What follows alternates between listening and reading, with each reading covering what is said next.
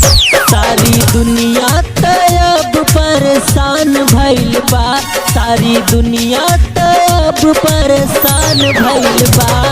Corona virus के बीमारी आइल बा, कोरोना वायरस से हैरान भइल बा।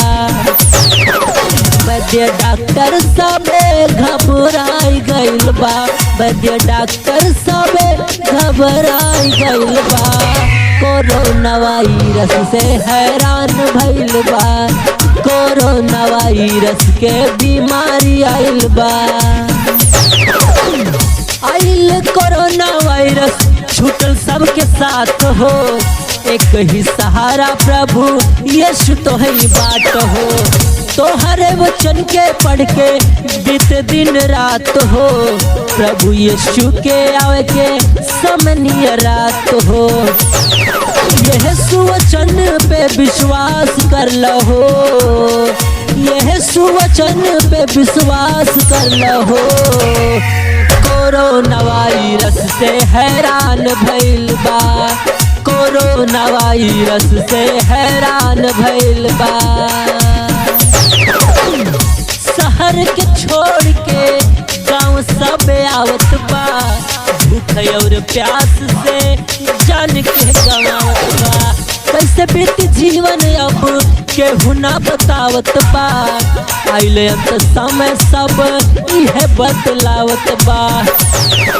एक ही सहारा प्रभु यीशु बाटे हो, एक ही सहारा प्रभु यीशु बाटे हो। कोरोना वायरस के बीमारी आइल बा, कोरोना वायरस से हैरान भइल बा।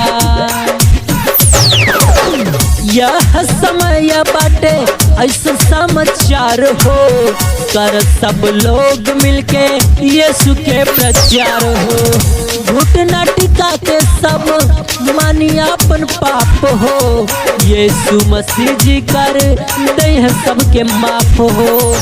यीशु नाम से बीमारी ही भाग जाई हो, यीशु नाम से बीमारी ही भाग जाई हो।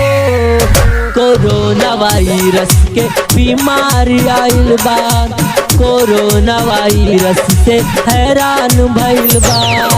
सारी दुनिया त अब परेशान भइल बा, सारी दुनिया त अब परेशान भइल बा। कोरोना वायरस के बीमारी आइल बा, कोरोना वायरस से परेशान भइल बा। Corona virus